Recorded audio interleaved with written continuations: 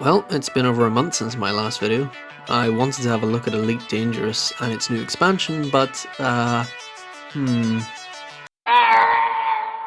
So that threw me off a little, but here we are, back on track with a look at Satisfactory. I've mixed them up more times than I'd care to admit.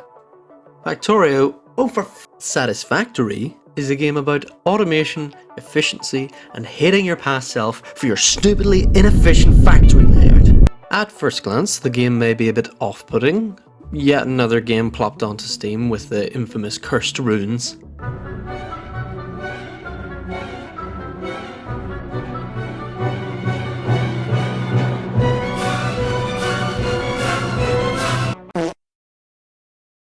Hey, that's pretty good. The game is a true diamond in the rough, taking the open world survival crafting formula and putting a heavy focus onto a single major aspect: automated production. Let me explain. To begin, you choose a starting biome, which sort of acts as the game's starting difficulty settings. Each of these biomes have different levels of both terrain flatness and... is flatness even a proper word? Huh, it is. Okay. Each of these biomes have different levels of both terrain flatness and resource abundance, with the desert biome having the lowest incidences of both water and plant life. There is no procedural generation, and the map is a single handcrafted entity, meaning all the biomes are accessible with a little bit of exploring. The premise? You're a pioneer for the Fix-It company, and you're, quite literally, dropped in with nothing but a drop pod, a construction tool, and a space taser. Third objective, please. The robotic assistant, Ada, will walk you through the tutorial, explain how to access the codex, inventory, and other basic features. You can then scan for materials, do a bit of hand mining, sometimes having a fight for the ore, and plop down your hub wherever you please.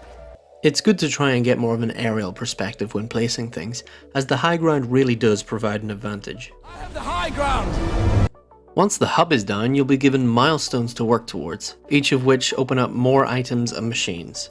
The milestones require increasingly costly materials to complete. The craft bench, where you craft items by holding the button down, is a good place to start, but the requirement will slowly begin to overwhelm your ability to swiftly craft items, and you'll need to shift your focus to automation. I've actually heard someone describe Satisfactory as a first-person 3D clicker game, which I can kind of see. You can start by building a portable miner in the equipment workshop, but that's not enough. We need more. A miner, a smelter, a constructor, foundations, proper layout, assemblers. It must be perfect. I'm getting ahead of myself. But so does the game at some points. Like, the next thing you build after finishing the hub is a bloody great space elevator, what? Anyway, the first machine you'll place is the smelter, capable of turning ore into ingots. But it needs power, and thankfully the hub comes with a handy dandy biomass burner. So you'll spend the next few minutes running around like a madman grabbing flowers, bushes, logs, and anything else that can be burnt for fuel. Though this can be sped up later on when you unlock the chainsaw. Who doesn't like a spot of excessive deforestation? Am I right? Make sure you don't stray into areas of green grass or radioactive materials though, or you may find yourself in a spot of bother. Also, I love the pop-up that appears when you get injured. Damage to Fix-It property detected. A nice glimpse into the capitalist hellscape that is the world of Satisfactory. But fear not, fruit can heal you with some good old-fashioned video game logic. Once you've got the fuel you need, you can shove it in the burner and watch that iron smelt. You can even overclock machines for extra speed, but you'll need to keep an eye on the power capacity, as if it runs out of fuel or goes over capacity, it'll shut itself off, and you'll need to restart it with an extremely satisfying lever. Conveyors let you connect your machines in a logical fashion. Miners to smelters, smelters to constructors, constructors to storage crate. It's fairly simple. The real challenge lies in getting the ratios right for your production. Not everything is one-to-one, and some things take longer to make than others. The best analogy I can think of to describe the factory building process is that it's a physical form of coding. And just like with regular coding, it feels amazing to see your factory working like a well-oiled machine. Just try and avoid making spaghetti code, I mean spaghetti conveyor belts.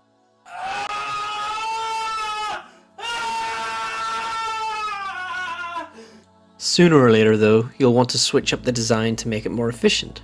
So don't make it too confusing or your future self will hate you for it. Research for better equipment is also available, again requiring expensive materials to complete.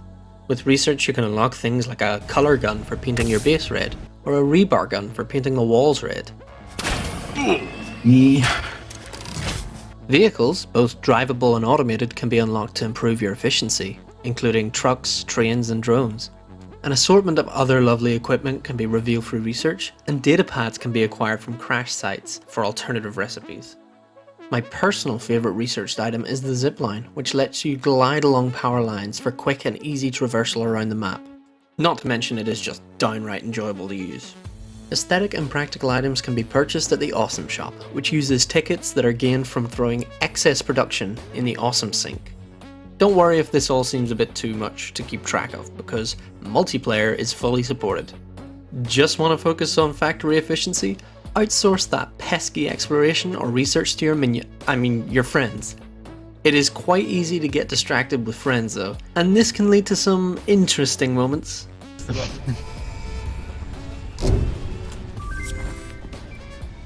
Milestone reached. Improved versions of the conveyors are now accessible. To encourage additional verticality, conveyor poles now have a stackable variant. Oh my god, it's actually working. Here we go. Oh, we're off course. Oh. Oh my god, points! Get right down there. Keep an eye on where you're going though, or what ledges you're jumping off of. The edges of the map are marked with bottomless pits, and there are a few dotted throughout the map's interior. If you do happen to get oofed out there, oh god, I'm dead, you'll respawn back at the hub with a third of your health back.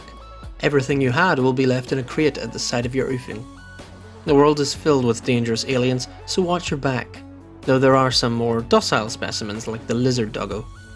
Yeah, that's actually what they named them. And the unofficially dubbed land whales, who make great trampolines. Guys? Yes. I'm bouncing on top of one of the land whales. I'm sure by now you've noticed the beautiful visuals Satisfactory has to offer. Even from the beginning, the drop pod and atmospheric entry sets a brilliant atmosphere.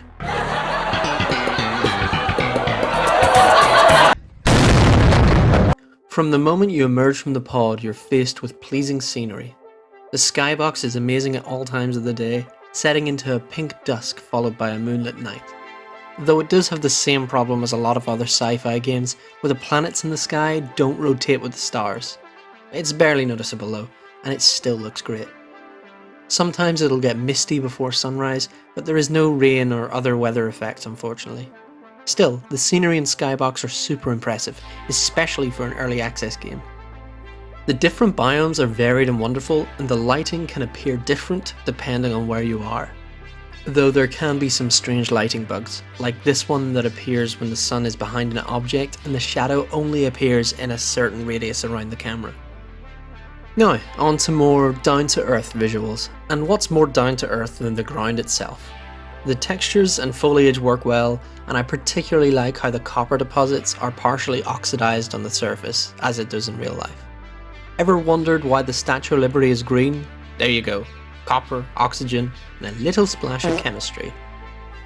The alien fauna is a strange mix, with charging rhino-like beasts, spore-spewing spider plants, and fire-spitting hammerhead dogs. It's a little bit, well, all over the place really. I am particularly fond of the big birds who just mind their own business, the curious but clumsy land whales, and the majestic flying manta rays accompanied by swarms of smaller creatures. The machine and building design is also fairly impressive, with beautiful animations to bring them all to life. The hub visuals improve as you complete milestones, eventually providing a cozy interior that you'll likely never set foot in again. Even just looking over your factory and your little exclave bases can be a real treat. But my favourite part has to be the space elevator. It is magnificent. It stretches up as far as you can see, remaining visible across the entire map.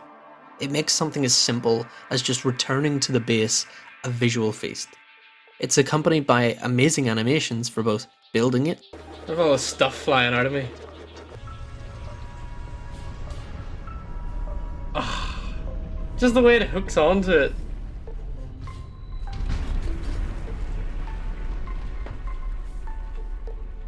Nice. And launching supplies. Let's see, boy. Oh, you might launch it, yeah? Yeah, it's going. Woo! Nice. Oh, I backed into your radiation body.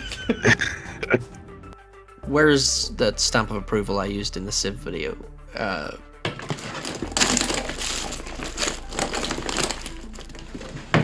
Here. I really like this. Well done, devs. The sounds that really stand out here have to be the ambient sounds of the factory. The noise of the smelters, constructors, assemblers, it all adds up to create the atmosphere of a living machine, and it's glorious.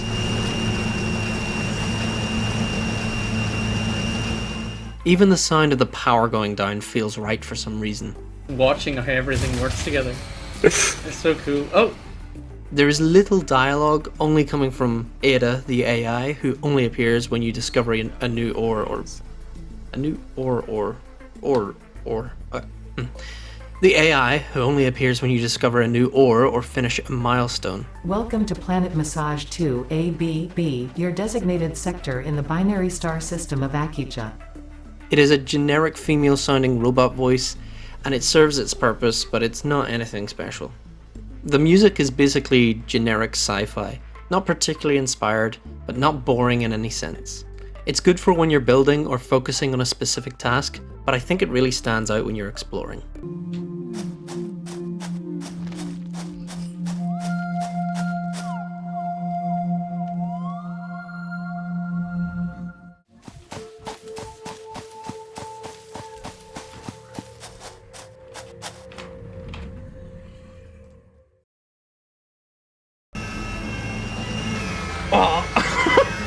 Yes! Oh, you win. Oh, you're glitching out. What's going on? Am I still glitching out for you? You're just like dancing on your back wheels. I'm glitching out. This is clearly an emergency. I'm just gonna straight up say I'm having a lot of fun with this game. It really is just something to tinker away at. You'll always have a task to work towards, and sometimes you'll just stop and think, I made all this. The sense of relaxation is incredible, and the feeling of accomplishment you get when seeing your factory working as intended is amazing. I highly recommend Satisfactory for anyone looking for a chill out game, especially those who may have been interested in games like Factorio but were scared off by the limited ore deposits or threat of overwhelming attack. In Satisfactory, you can just take your time and build up your factory as you please. It is especially enjoyable with friends. Working together to build something is just a great feeling overall. I can't wait to see what the developers come up with in future updates. But for now, Satisfactory is truly more than simply satisfactory. So yeah, it's been a while since my last review, sorry about that. I had some personal things to go through alongside the Elite Dangerous hiccup, but I'm back to focusing on the channel for now. I may have somewhat of a sparse upload schedule over the next few months though, as I'll be moving house, but I'll try and get a few videos out. Thank you everyone for watching. Please consider liking and subscribing, it really helps out small channels like mine, and I'll see you in the next one.